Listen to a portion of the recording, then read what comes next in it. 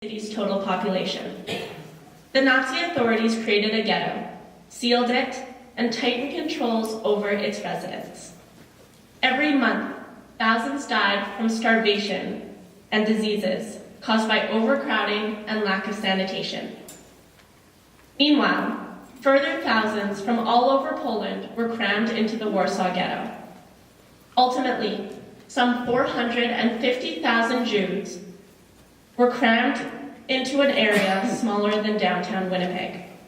By spring 1942, they were dying at a rate of 5,000 per month. In July, the Germans began to transport these Jews to Treblinka at a rate of 5,000 a day. By spring of 1943, over 80% of the ghetto's population had been gassed at the camp. The fewer than 60,000 remaining organized a revolt against the Nazis, organized a revolt that their young leaders knew would be suicidal. This was the first instance of an armed civilian revolt against the Nazis anywhere in Europe. It was led by young women in their teens and 20s. Poorly armed and poorly supplied, they held out until the Germans burned the ghetto street by street. The fighters of the Warsaw Ghetto died as martyrs, and their heroism became an inspiration to Jews all over the world. Armed resistance was not their only legacy. The ghetto inhabitants' commitment to Jewish culture was also a form of resistance in itself. Lectures, discussion groups, musical and dramatic presentations were held under impossible conditions. Variety shows and choral concerts, cafe performances, musical comedies, and religious concerts in synagogues took place in all the major ghettos. The Warsaw Ghetto had a symphony orchestra of 80 members. Lodz and Vilna were also noted for symphonic music and theater. These cities had long been centers of Jewish culture, famous for their writers, poets, and musicians. The inmates of the ghettos and camps had a rich fund of Jewish tradition on which they could draw. Texts and tunes by known and unknown authors describe the day-by-day destruction of countless Jews at the hands of the Nazis and their helpers. Lullabies, work songs, satirical songs and ballads, songs of prayer, songs of pain and loss, songs of shame and humiliation, songs of courage, of hatred for the enemy, of struggle, of faith, of hope amongst hopelessness, were written by the Jews. Their composers and performers knew what awaited them, but their will to live and to affirm their dignity and their Jewish identity surged through their music. It is appropriate that our commemoration of the life and death of the ghetto inhabitants should proudly feature their songs, which are as beautiful and inspirational as their deeds. The North End Jewish Folk Choir will now perform pieces written and performed in the ghettos of Nazi-occupied Poland. Our conductor is Koren Kaminsky, our piano accompanist is Dale Rogalski, and our clarinet accompanist is Cindy Cocker. The title of our first song, Mach zu die Agela, means close your eyes. It is set to a tango composed by D. Biegelman, words by Y. Spiegel. Close your eyes, my child. The birds circle above you, the house is in ashes, as we set out seeking our future. God has closed down the world, and everywhere is night. They chased us, naked from our homes, and drove us into a field. Storm, wind, and hail have escorted us into the abyss, to the end of the world.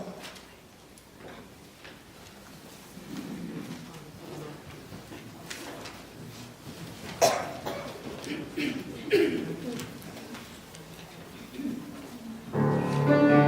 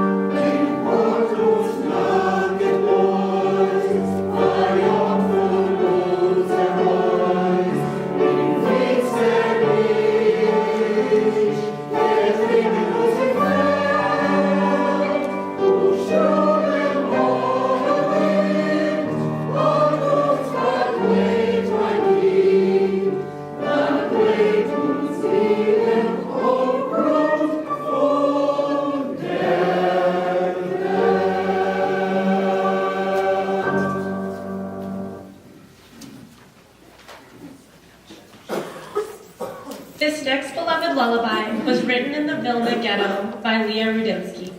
She was moved to write the poem Drum and Fagel after finding a 3-year-old wandering the streets after one of the massacres. In addition to being a well-known poet, Rudinsky was involved in partisan activities, and in 1943, she perished in the hands of the Nazis. Her poem, Drum and Fagel euch die Schweigen, was set to music by Jewish composer Leib Yampolsky.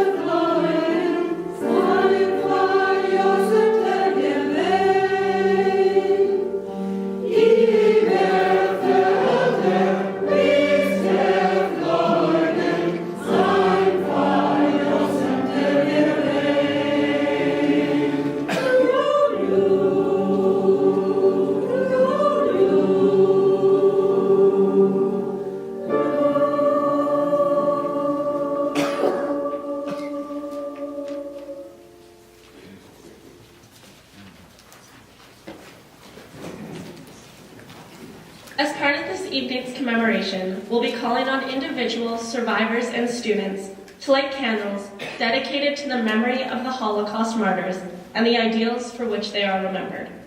We express our thanks to the students of St. John's High School for their participation in this ceremony, and to Miss Christine Ronquillo for arranging it.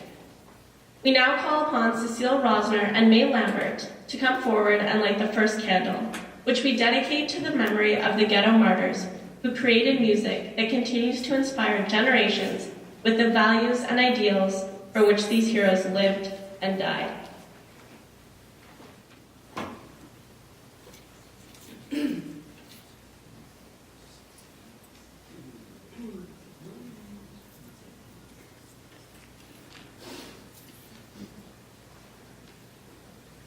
The title of our next song, Ani Ma'amin, means I believe. The song derives from the principles of Jewish belief as defined by Maimonides in the 13th century. Ani Ma'amin has inspired a variety of musical settings, and its second to last line refers to the Jewish belief in the coming of the Messiah, or Messiah. The melody to this moving affirmation of belief in the coming of Messiah was composed by a Hasidic Rebbe en route to Treblinka, where he perished.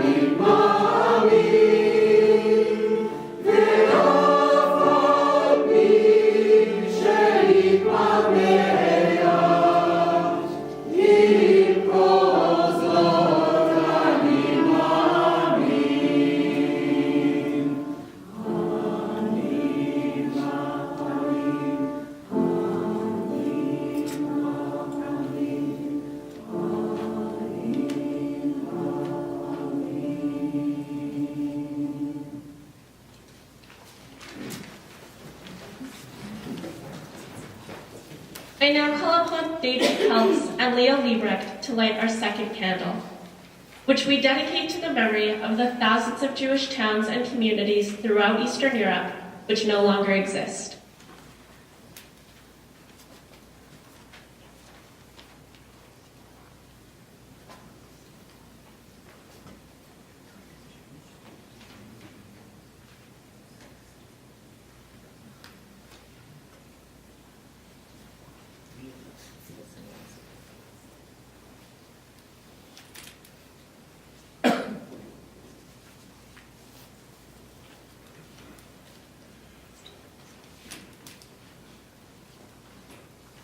Our next song, Stiller Stiller, Lo mir schweigen, is a lullaby and a lament.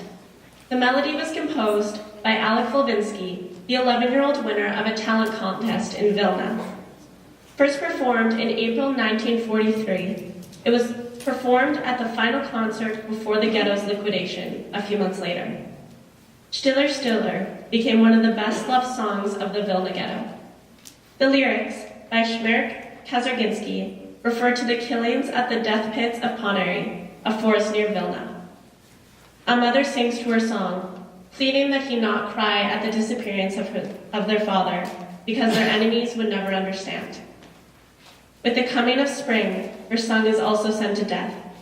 In the third verse, she promises her remaining child that the sun will shine once more, and freedom will come back and bring back his missing father.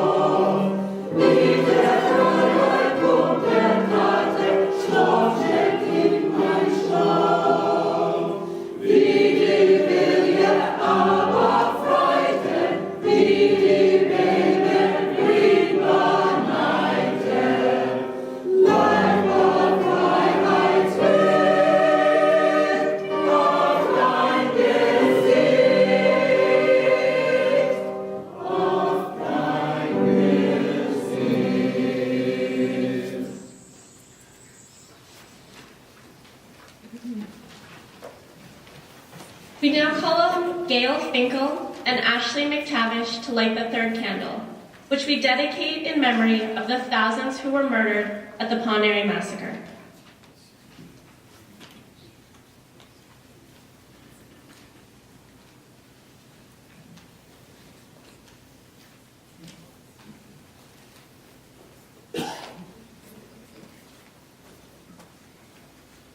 Our next song, Das neue Lied, was written by Abraham Reisen, the beloved Jewish writer, poet, and editor. Reisen was a believer in socialism, and he wrote songs for the Jewish Bund, and along with other writers, took part in Chernowitz Yiddish Language Conference of 1908, which proclaimed Yiddish a national language of the Jews. In 1911, he moved to New York, where he worked tirelessly publishing Yiddish journals to provide a platform for young writers. His song, Das neue Lied, was inspired by the common desire for work, bread, and peace. It conveyed hope and optimism at a time when all seemed hopeless. Various composers have set it to music. The present version is a contemporary arrangement for a 4-part choir.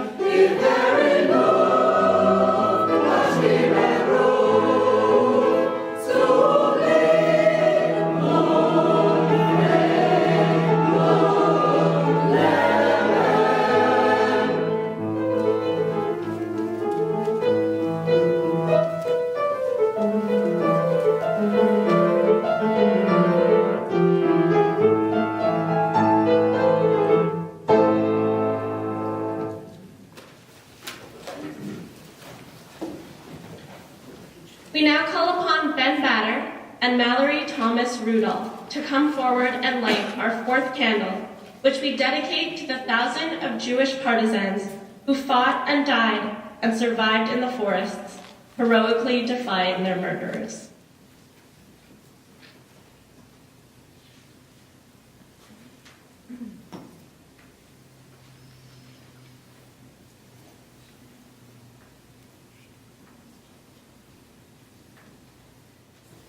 This next stirring march, Zu eins Zweisen Drei, was written by Leib Rosenthal, another poet and songwriter of the Vilna Ghetto. It challenges listeners to take courage and overcome their fate, which they can if they only remember who they are, where they're going, and why.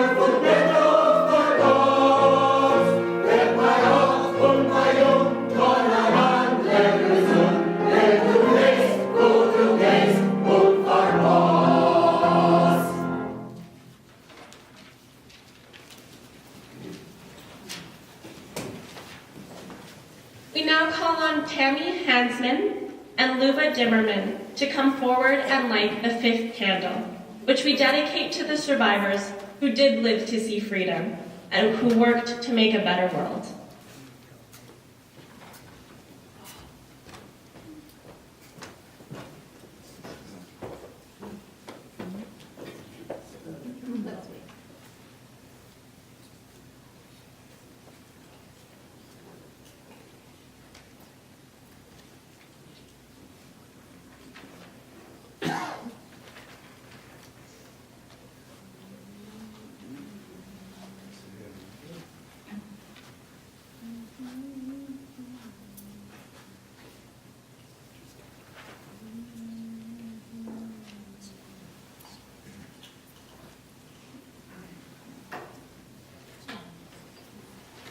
Our next song, Nain, Nain, Nain, or No, No, No, expresses the resolve and determination of the Jewish people to survive and to overcome.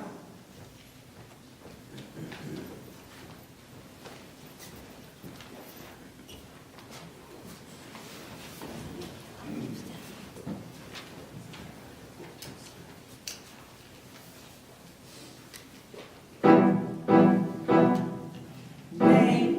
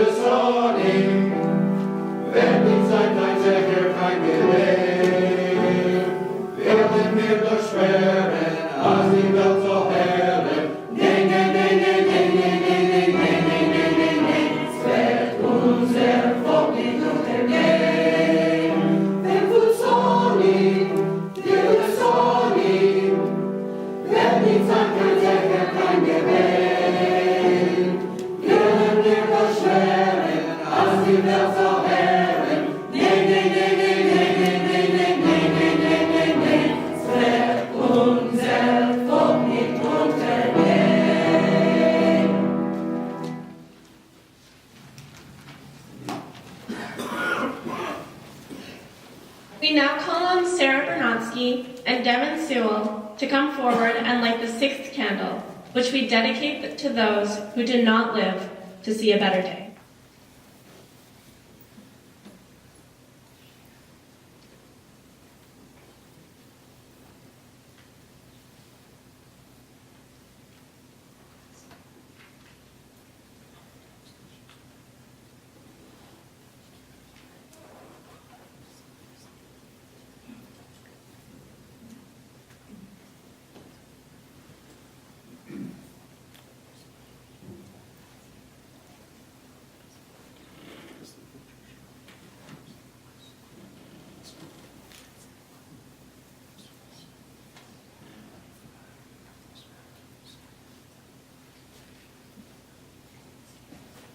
The most famous ghetto song ever written was the marching song. Zog niet kemel als du guidest den letzten Weg. Never say that you are on your final path.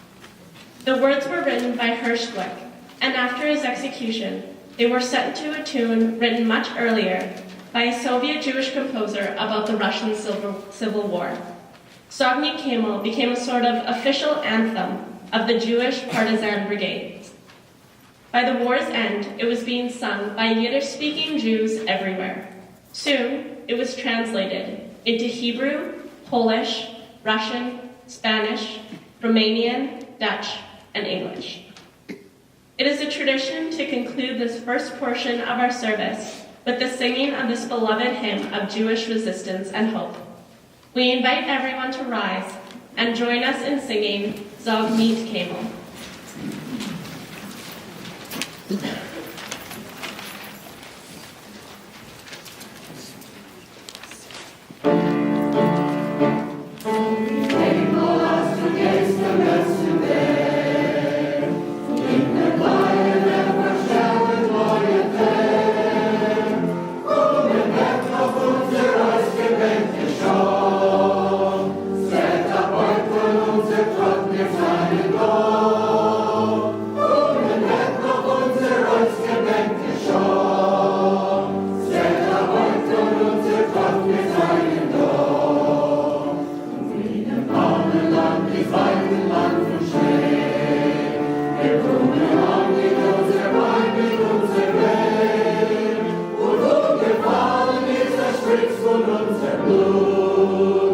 Schwarze Bett und unser Bürger, unser Blut.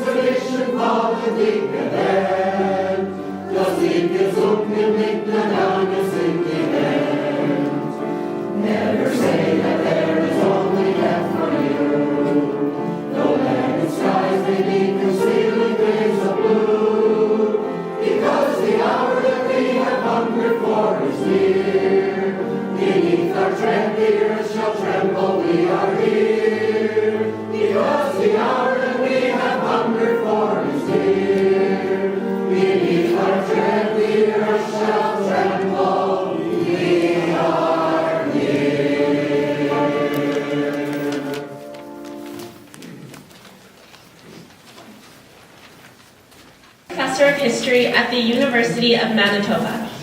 Educated in Winnipeg schools and at the University of Manitoba, he earned his PhD in history at the University of Pennsylvania.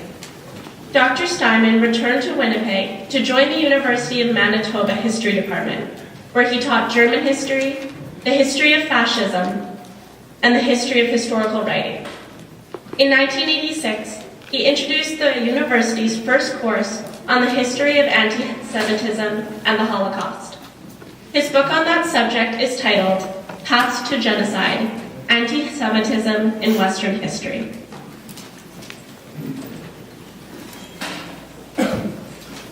Thank you, Morgan.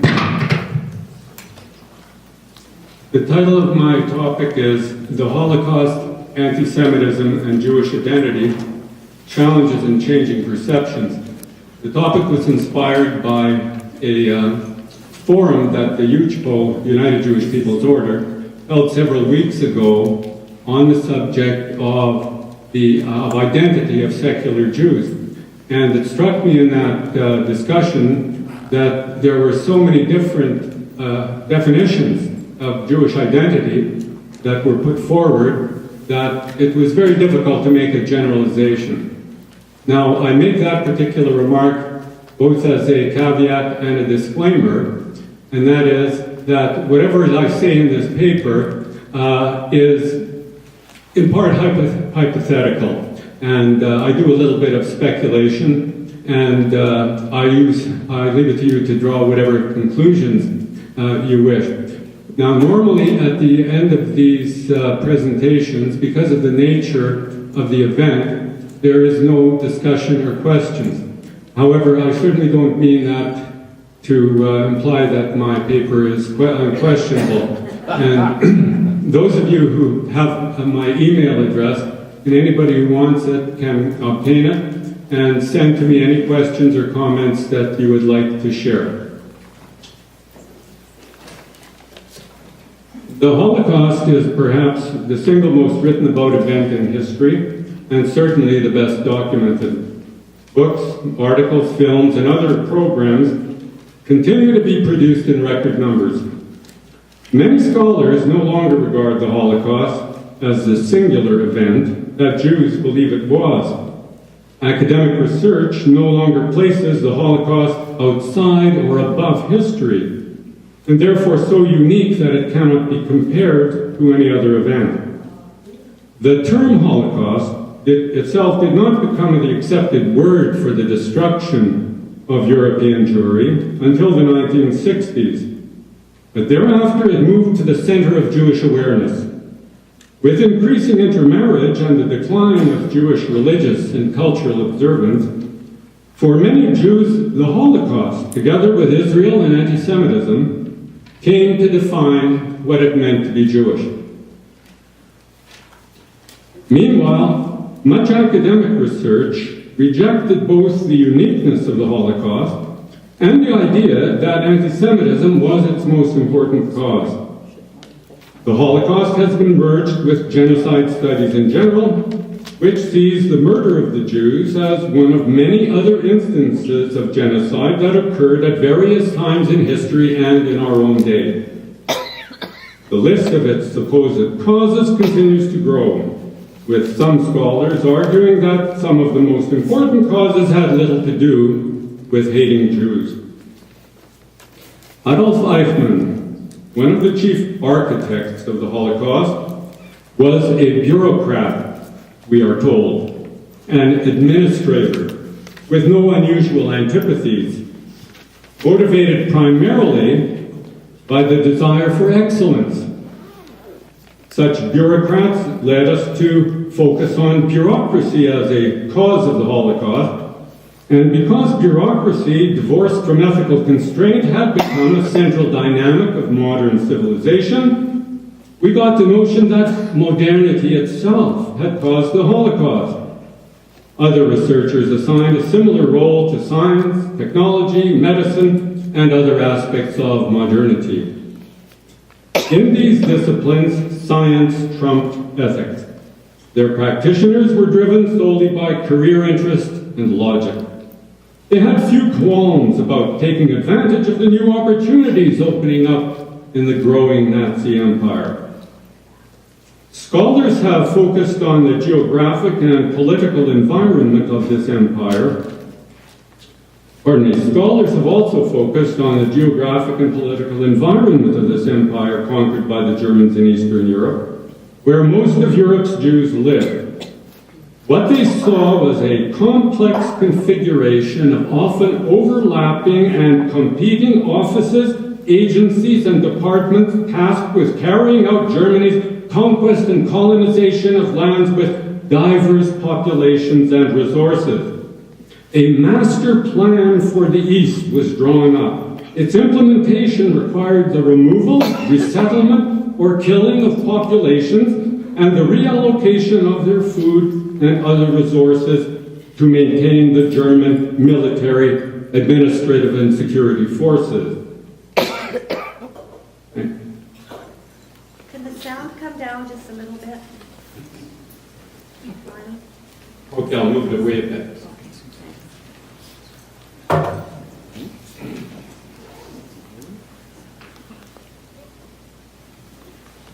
Economists, demographers, agricultural experts, industrialists, contractors, and tradesmen were all involved.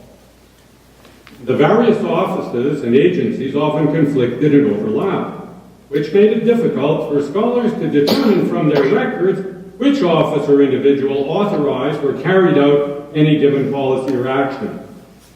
The various stages in the Holocaust, killing squads, gas vans, ghettos, gas chambers, all unfolded as an intrinsic part of the Germans' master plan for the East. The apparent confusion of function in this complex structure led some scholars to argue that, far from being centrally planned and ideologically driven by Nazi anti-Semitism, the Holocaust was improvised haphazardly and piecemeal, generated by competition and rivalry inside the vast administrative apparatus that Nazi Germany had imposed on its conquered territories. These so-called structuralist or functionalist interpretations of the Holocaust threatened to eclipse the established intentionalist version, according to which the Holocaust was the execution of a preconceived plan driven by Hitler's hatred of Jews. But no clear evidence of such a plan has been found. Neither has any written or other order for the extermination of the Jews been discovered. This might appear to reinforce the credibility of the structuralist interpretations of the Holocaust, but the problem is that they attribute agency to abstractions. It is one thing to say that a particular bureaucrat did something, but can you show that something called bureaucracy made him do it? By the same token, can you say that technology caused the Nazis to advance from bullets to poison gas? One prominent scholar tried to demonstrate that Auschwitz was in fact run by medical doctors. And he argued that because these doctors practiced killing as a biomedical cure, modern medicine was therefore a significant cause of the Holocaust. The most one can say is that the culture of bureaucracy, or the culture of modern medicine or other sciences, provided the context in which the Holocaust could evolve. But modernity only provided the context. It did not generate the event itself. What needs to be asked is what triggered the process? What generated the sustained program of killing that was the Holocaust? The most convincing or plausible answer is still hatred. Anti-Semitism was the trigger. Of course, anti-Semitism was far from being an independent variable. But every administrator, economist, or medical doctor knew that Jews were Hitler's priority. They also knew that dealing effectively with the Jewish question in their sphere was the surest way to advance their own interests. They didn't have to be told. In this sense, anti-Semitism was indeed a central, pervasive cause of the Holocaust. In recent years, the Holocaust has been examined from a global perspective, and this has resulted in a more serious challenge to the view that anti-Semitism was the cause of the Holocaust. Programs in many universities have integrated the study of the Holocaust with the study of genocide in general. This reflects the transformation of history as a discipline, long Eurocentric in perspective and focused primarily on the politics of nation-states. Historians have turned to focus more on everyday life and such global developments as the emergence of indigenous peoples of Africa, Asia, and the Americas from the colonial rule of Europeans. It was striking that in some places, both the initial colonization that began centuries ago and even subsequent decolonization had involved genocide. In fact, some scholars argue that the murderous assault on European Jewry by the Nazis was in many ways inspired and even driven by the earlier projects of European colonization in Asia, Africa, and the Americas. The point of this research was not to diminish the Holocaust, but to deepen our understanding of it by placing it in a broader global context. All the major European powers had a history of colonizing non-European peoples whom they regarded as savages without any culture worth preserving. All Europeans subscribed to theories of race that ranked these peoples in descending order from white to black. The fact that a tiny number of British soldiers and administrators could conquer and rule a country of hundreds of millions of people was an example and inspiration to the Germans in their aspirations in continental Europe. Earlier, between 1884 and 1915, the German colonial rulers of Southwest Africa imposed race laws that anticipated similar laws against Jews in Nazi Germany and against blacks in South Africa under apartheid. Some historians have argued that later events, such as the Jewish Holocaust, were not aberrations, but rather a logical outcome and continuation of colonialism. The connection between colonialism and the Holocaust also has implications for today, when Israel is regarded by many, and not only by its enemies, as a colonial state, a settler society forcibly established by the declining great powers Britain and France.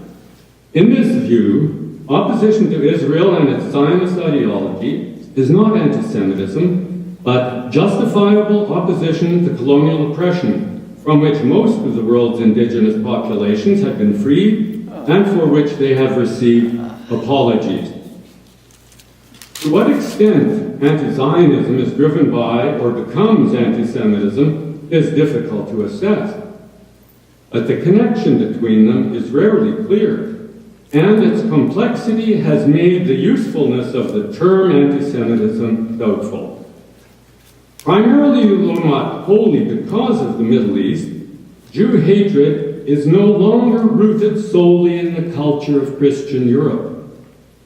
The actual word anti-Semitism was invented only in the 1870s for the purpose of distinguishing modern opposition to Jews from that which was based on medieval religion and superstition. The contemporary phenomenon of anti-Semitism, however, is global. And just as with the word Holocaust, there is no consensus on its meaning or when the real thing occurs. Some years ago, the late University of Chicago historian Peter Novick wrote that the Holocaust and Israel are the twin pillars of American Jewish civic religion. They are what bind American Jews together irrespective of differences regarding religion or politics. That remains true today, with the exception that as issues around Israel have become more divisive, only the Holocaust retains the uncontested loyalty of Americans.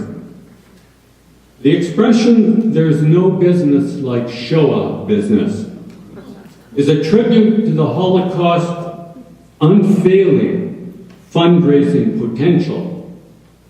Does this mean, as some would have it, that the Holocaust has become a central element, perhaps the central element, in the identity of many American Jews?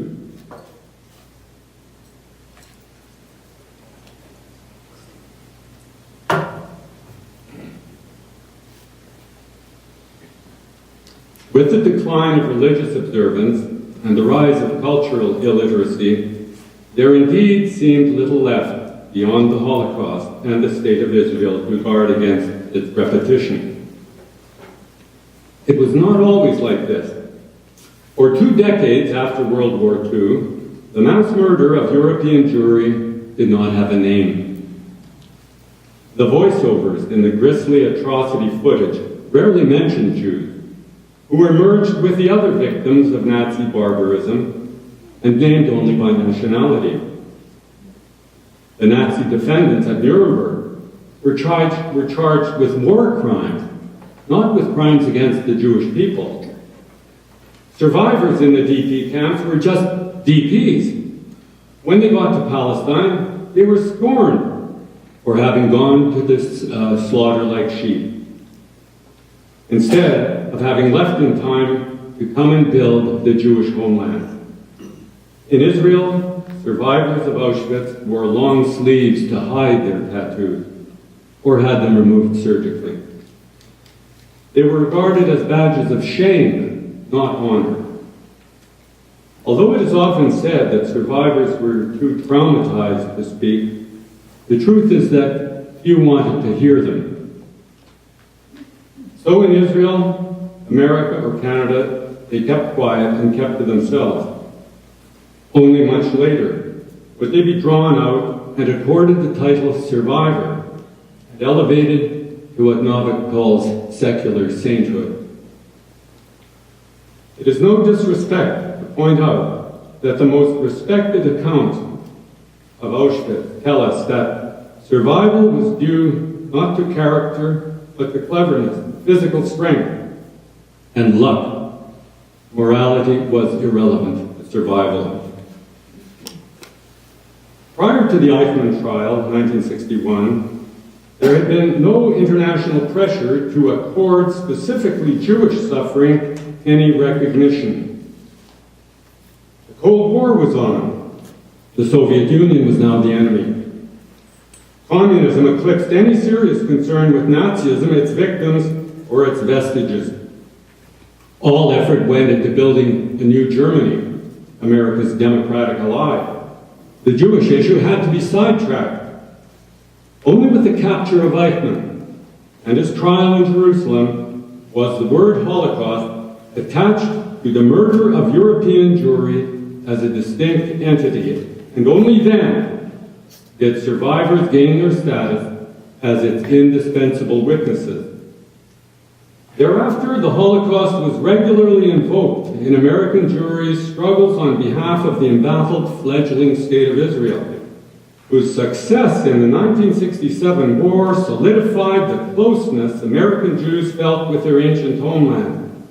Many of them replaced Yiddish expressions with Hebrew equivalent. The yarmulke became the kippah, Shabbos became Shabbat, Bas Mitzvah became Bat Mitzvah.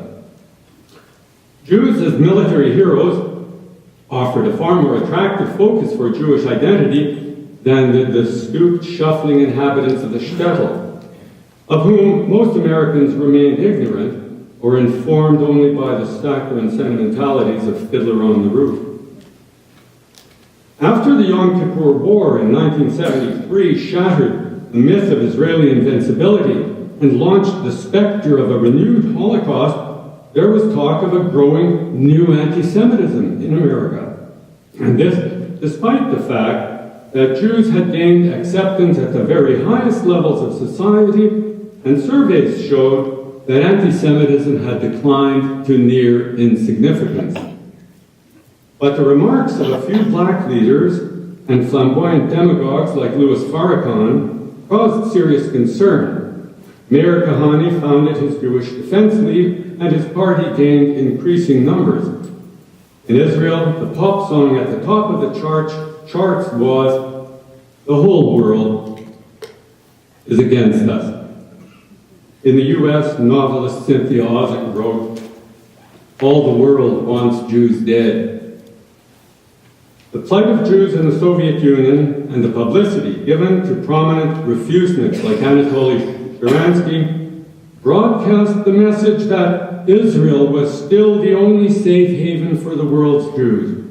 Jewish leaders warned repeatedly that the golden age for Jews in America was over. What may have been giving them greater cause for anxiety than the new anti-Semitism, however, was the rate of intermarriage.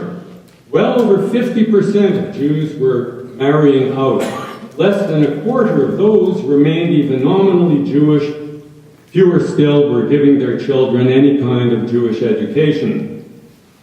Leaders worried about the non-involvement of the young in Jewish affairs.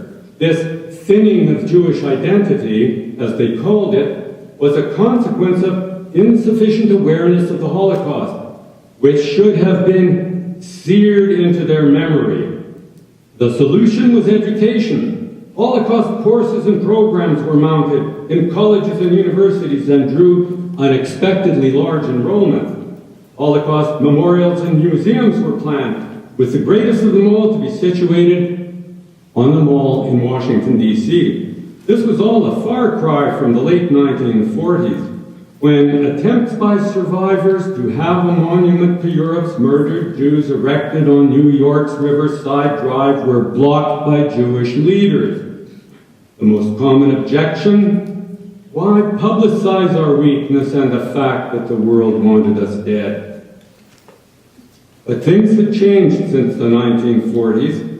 In the latter part of the 20th century, America entered the age of identity politics, when identity based on ethnicity, color, gender, or sexual orientation was more important than class or ideology in determining one's politics. Some groups defined themselves as historical victims and based their communal identity on their remembered victimhood. The elevation of victim as a social category drove various groups to demand that their suffering be publicly acknowledged. The public recognition accorded the Holocaust encouraged other groups to seek similar recognition. This generated what some called a culture of victimhood, with competing victims allegedly claiming moral superiority.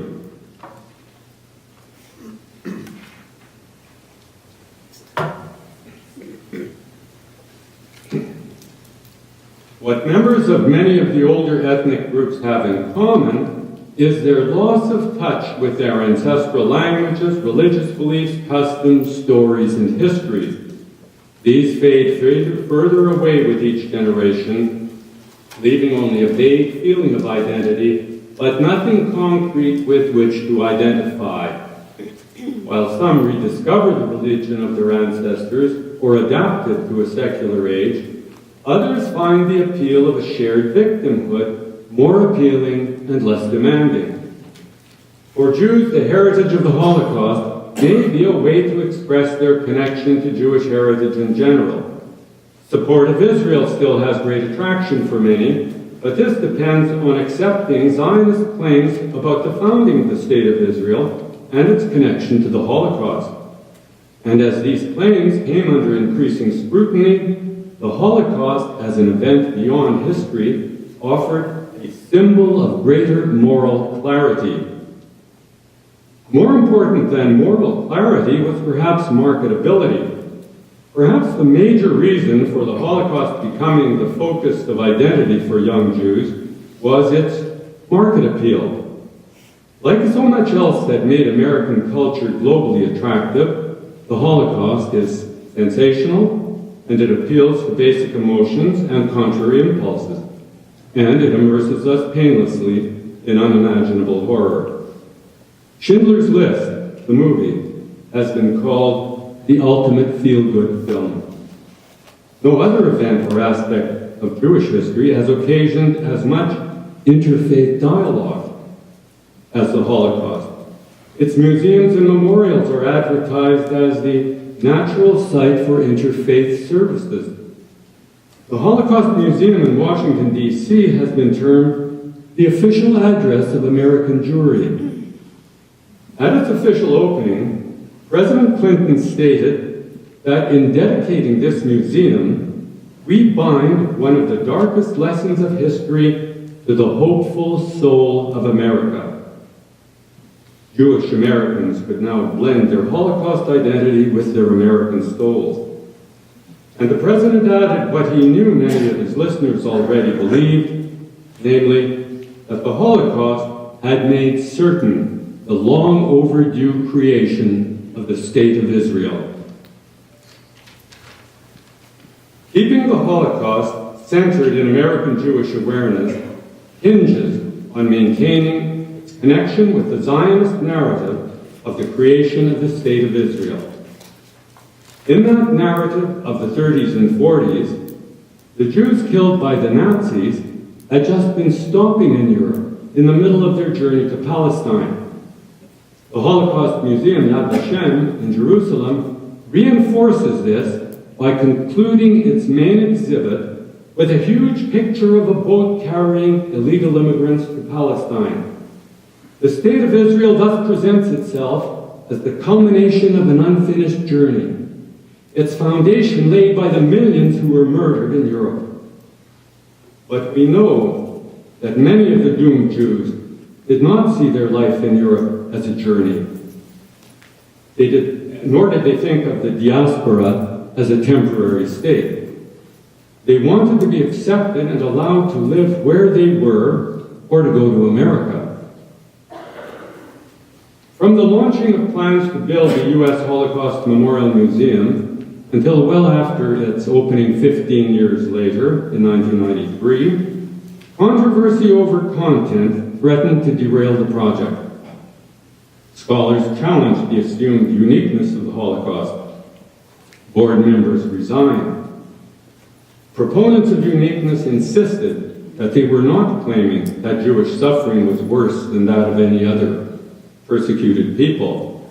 When some of them charged that others, Armenians, Ukrainians, were stealing their Holocaust, they denied that their complaint was about losing some presumed moral preeminence. What were they worried about? What they felt slipping away was their Jewish identity.